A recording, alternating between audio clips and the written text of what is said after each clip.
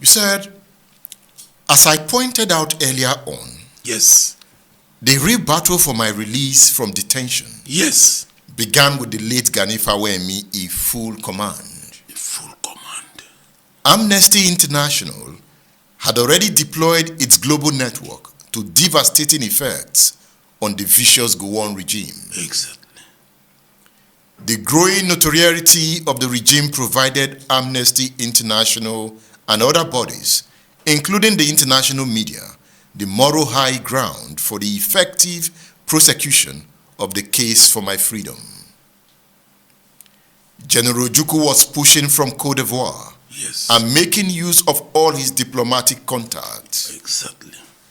But Gani Fawemi was the commander-in-chief in the struggle for my release. May so rest in peace.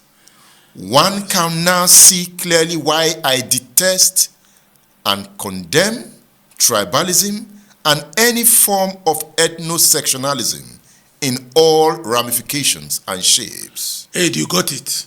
It is most unfortunate that the twin vices have taken solid roots in our society today. Yes. Just take a look at the persons, all critical intellectuals and professionals that assembled themselves without any financial prompting or payment or inducement in my defense, exactly, not minding, as it were, the obvious risk that the brutal Lagos regime was capable of unleashing on them. Exactly. You mentioned their names. Gani Fawemi. Yes. Olu Onogorowa. Tai Solarin. Tai. Wole Soyinka. That's it. All Yoruba men. All Yoruba people. I sent a copy to Professor Wole Soyinka through Yemi Ogumbi. They fought for you. He did.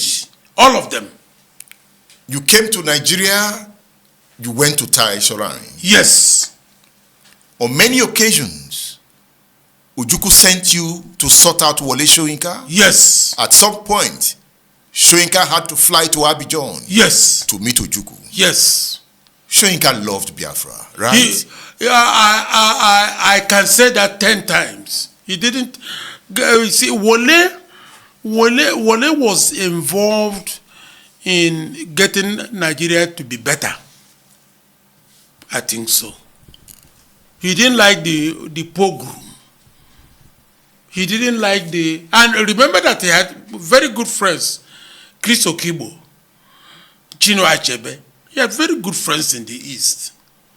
So what is Yakubu Gowon trying to put him in prison till 1969, October? For doing what? For going to Igbo land. For going to Igbo land to facilitate peace. To ask why we're abandoning Aburi. That was his offense, like the Amayanama of Bonny. People seeking for peace, Yakubu Gowon put. So when people begin to praise Yakubu Gowon, he's a man of peace. Man of peace, and the thing that happened in Asaba happened. Emeka still remembered the killings in Asaba. The Asaba Massacre? The Asaba Massacre was massive. Like the Calabar Massacre. People don't talk about Calabar when they enter Calabar. When they entered Calabar, they massacred as many people as they did in Asaba. But why the Asaba own happened before the glare of the world press. They killed a lot of people in Calabar. Before I miss this point, yes, because in this book, at some point, when Ojukwu knew that Murtala Mohammed had been killed, yes, in the Dinka coup, yes, let me not misinterpret you. Was Ojukwu happy? No, what he told me, I don't know whether I captured it in this book, was poetic justice. That time I didn't get the meaning, but it was later. He said poetic justice. Did he smile when he said that? Remember, Taiwo was also killed. Let me tell you, yeah, that I was coming to that. In that coup,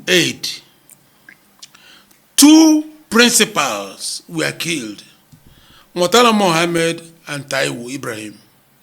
These were the 2 people who commanded the killings in Asaba. And Ojukwu remembered. We all remembered. Because you mentioned that in this book. We all remembered. And it sounded like good riddance to bad rubbish. Why must it be two of them? And somebody tells me that there is no God. There is God. Why two of them specifically? The killings in Asaba were massive, brutal, wicked, inhuman. Ibrahim, took direct orders from Murtala Mohammed to mow those people down. Is it connected to Nzogu coming from that area, Okpanam?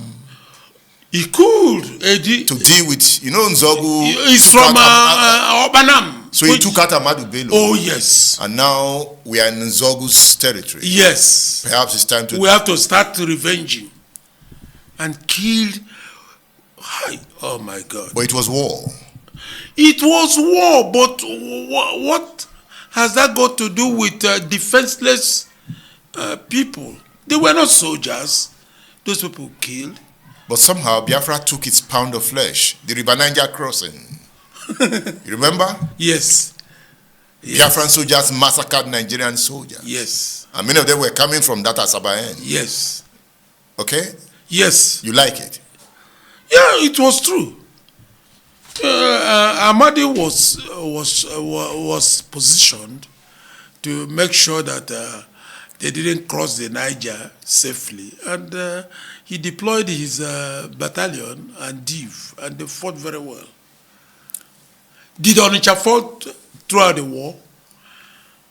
It fell, did it? It fell at the end of the war. There were attempts to enter Onitsha from all angles. From a back. I thought Murtala Mohammed went round. I entered Onitsha. He didn't enter Onitsha. But Onitsha was occupied. Onitsha was occupied by the Biafran troops. Throughout the war? Of course, yes. Did Onitsha fall before January 10? Ahmadi made sure of that. Because their aim was Newi, don't forget. Ojuku's town. Ojuku's town.